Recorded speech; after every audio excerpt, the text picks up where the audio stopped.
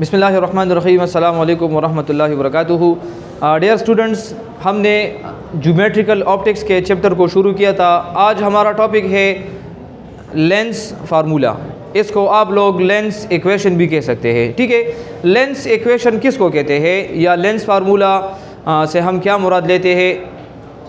अगर किसी लेंस के एक साइड पर हम एक ऑब्जेक्ट रख दें और उस ऑब्जेक्ट का हमें दूसरे साइड पर इमेज नज़र आता है, ठीक है, तो इस ऑब्जेक्ट का लेंस के साथ जो डिस्टेंस बनेगा इसको हम कहते हैं डिस्टेंस ऑफ द ऑब्जेक्ट, जिसको हम DO से ज़ाहिर करते हैं। और इस लेंस का इमेज के साथ जो डिस्टेंस होगा उसको हम कहते हैं डिस्टेंस ऑफ द इमेज, इसको हम DI से डिनोट करते हैं।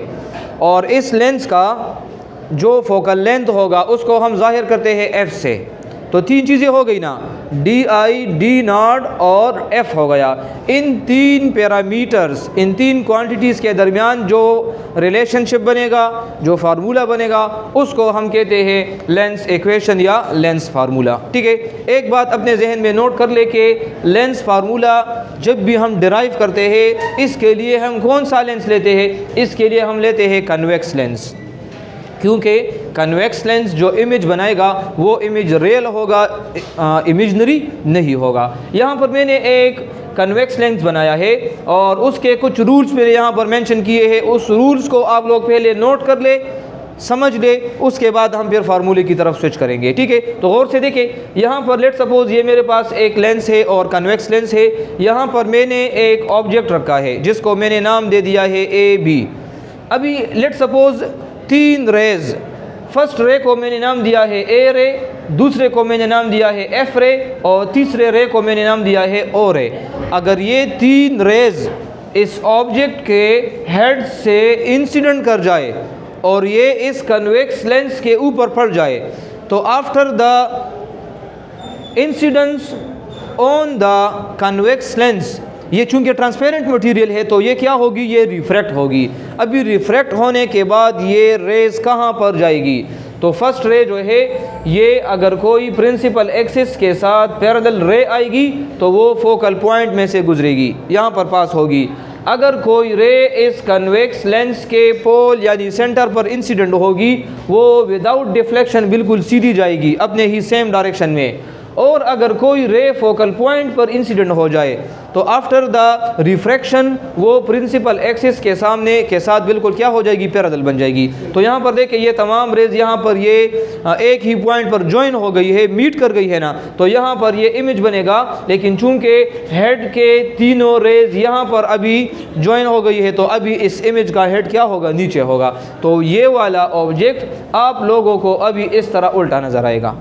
ठीक है, अभी हम अपने फार्मूले की तरफ आते हैं। यहाँ पर मैंने पहले इसको डिफाइन किया है कि the mathematical relationship between the object distance, image distance and its focal length या the focal length of the lens, this is called lens formula या लेंस इक्वेशन। क्लियर है यहाँ तक? ये मैंने एक डायग्राम बनाया है आप लोगों के लिए ताकि आप लोगों को फार्मूला डिराइवेशन में सिंप्लिसिटी हो और आप लोग ईजीली इसको पिक कर ले। गौर से देखें, शाबाश। यहाँ पर मैंने ये एक ऑब्जेक्ट रखा है। इस ऑब्जेक्ट से एक रे लेट सपोज ये सेंटर में से अगर गुजरेगी तो वो तो बिल्कुल विदाउट डिफ्लेक्शन सीधी जाएगी ना। यहाँ पर अभी हमने इसको डिस्कस कर लिया है। तो यहाँ पर ये आ गई एक रे, लेट सपोज इस डायरेक्शन में ये आ गई, तो वो यहाँ लेंस से गुजरने के बाद वो फोकल पॉइंट पर गुजरेगी। तो यहाँ पर ये इमेज बनेगा कि नहीं? वो वाला इमेज यहाँ पर अभी आप लोगों को नज़र आएगा। अगर मैं इसको यहाँ पर रीनेम कर दूँ कि ये AB है, तो यहाँ पर आप लोगों को ये अभी B डैश यहाँ पर होगा और A डैश यहाँ पर होगा। तो वही A है, A और B, लेकिन वो यहाँ पर नज़र आएगा। तो मैंने इसको अभी यहाँ पर रीनेम कर दिया है कि ये A डैश और B डैश है। अच्छा, अभी मैंने यहाँ पर क्या किया है? ब्लू मार्कर के ज़रिए मैंने यहाँ पर इसको शेड किया है। तो यहाँ पर एक ट्राइंगल बन गया कि नहीं? बिल्कुल सेम इसी तरह एक ट्राइंगल यहाँ पर भी बन गया है। ये ब्लू यहाँ से लेकर ये पूरा वाला, ठीक है। इन दो ट्राइंगल्स को अगर आप लोग गौर से देखें तो ये सेम ट्राइंगल नज़र आते हैं। जब भी ये एक रूल है फिज़िक्स में और मैथ्स में भी कि दो सेम ट्राइंगल जब होंगे तो उसके इक्वलेंट साइड्स का रेशो भी सेम होगा। क्या मतलब? इस ट्राइंगल का जो हॉरिजॉन्टल होगा यानी ये वाला साइड, ये इसके हॉरिजॉन्टल के रेशो के बराबर होगा। इसका वर्टिकल इसके वर्टिकल के रेशो के बराबर होगा। अभी इनकी तरफ देखें कि ये वैल्यूज़ हम किस तरह इसको लेंगे। ठीक है, ये लेंस है, ये ऑब्जेक्ट है, तो लेंस और ऑब्जेक्ट के दरमियान डिस्टेंस को मैंने डिनोट कर दिया है distance of the object DO। ये लेंस है, ये इमेज है, तो लेंस और इमेज के दरमियान जो डिस्टेंस होगा उसको हम कहते हैं डिस्टेंस ऑफ द इमेज, ये हम DI से डिनोट करते हैं। ठीक है, फोकल पॉइंट और लेंस के दरमियान जो फासला होता है इसको मैंने F से डिनोट किया है, इसको हम क्या कहते हैं, फोकल लेंथ। और यही फोकल लेंथ यहाँ से लेकर यहाँ तक भी है, इसको मैंने नीचे ड्रा किया है। यहाँ तक क्लियर है? अच्छा, चूँकि ये ऑब्जेक्ट है और ऑब्जेक्ट का हाइट तो होगा ना, यानी ये इसका हाइट कितना होगा, तो मैंने इस ऑब्जेक्ट के हाइट को डिनोट किया है यहाँ से लेकर यहाँ तक, इसको मैंने डिनोट किया है HO। HO का मतलब है हाइट ऑफ ऑब्जेक्ट। सही है, ये चूँकि इमेज है, इस इमेज का भी हाइट होगा, इसके हाइट को मैंने डिनोट किया है HI। HI का मतलब है हाइट ऑफ इमेज। यहाँ तक ये रिप्रेजेंटेशन और ये सिंबल्स ये तो क्लियर है ना? ठीक है। अच्छा, अभी यहाँ पर देखें इस ट्राइंगल का और इस ट्राइंगल के दोनों हॉरिजॉन्टल आप लोग देखें। पहले यहाँ पर मैंने लिखा है कि as the two blue triangles are similar from which it follows that ratios of equivalent sides are equal. इसके रेशोज भी क्या होंगे, इक्वल होंगे। देखिए इसका वर्टिकल क्या है HO और इसका वर्टिकल क्या है HI। इसका रेशो हम लिख देंगे HO डिवाइडेड बाय HI। इसका हॉरिजॉन्टल क्या है यहाँ से यहाँ तक DO और इसका क्या है DI। तो देखिए DO डिवाइडेड बाय DI मैंने लिख दिया है, लेकिन यहाँ पर मैंने HI के साथ नेगेटिव का साइन लिखा है। तो यहाँ पर आप लोग अपने पास ये नोट कर ले कि HI अगर नेगेटिव है, नेगेटिव, तो ये क्यों है, ड्यू टू इन्वर्टेड साइज या इन्वर्टेड हाइट, यानी ये उल्टा है ना, यहाँ पर हाइट ऑफ इमेज ये उल्टा है, ऑब्जेक्ट उल्टा है, तो इस वजह से मैंने यहाँ पर नेगेटिव का निशान भी लगाया है। सिमिलरली अभी यहाँ पर दो मज़ीद और ट्राइंगल्स बनते हैं और मैंने उसको ब्लैक मार्कर के साथ डिनोट किया है। यहाँ पर एक ट्राइंगल ये है, यहाँ से लेकर यहाँ तक और फिर यहाँ तक, ये ब्लैक नज़र आ रहे हैं, ये मैंने अभी वर्टिकल लाइंस के साथ डिनोट किया है, और यहाँ भी मैंने वर्टिकल के साथ डिनोट किया है। तो एक ट्राइंगल ये है, एक ट्राइंगल ये है, ये ब्लैक वाला नज़र आ रहा है ना। ये दोनों ट्राइंगल्स भी सेम है कि नहीं, ये इन दोनों का भी आप लोग यही फार्मूला दोबारा अप्लाई करें, शाबाश। इसका वर्टिकल और इसका वर्टिकल, तो मतलब ये है कि HO divided by HI, HO divided by HI, लेकिन HI के साथ negative.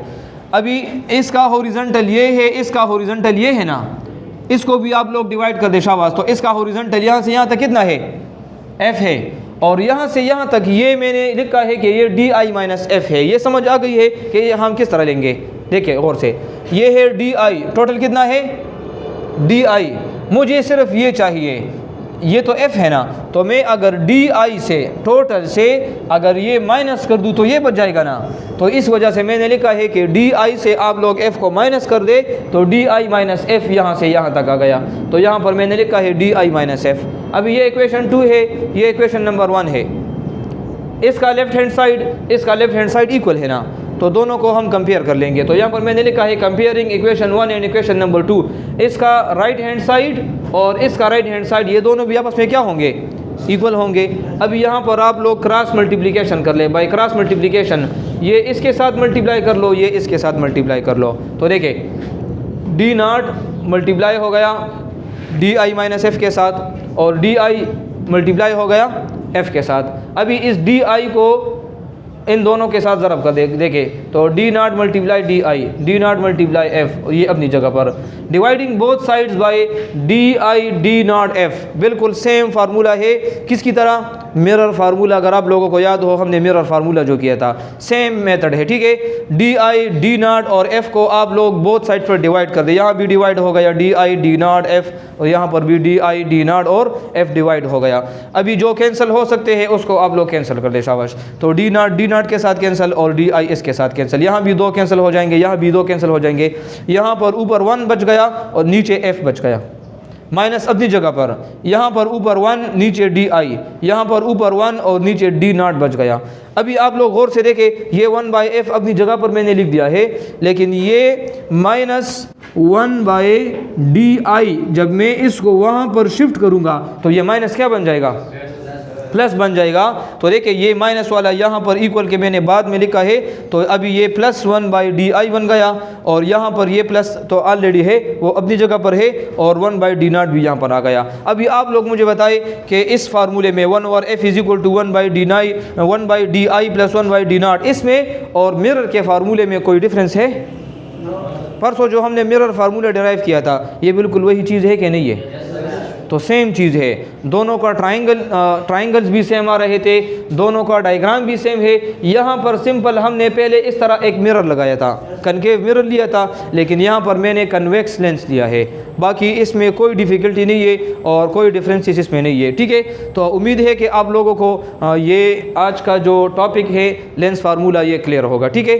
Thank you so much.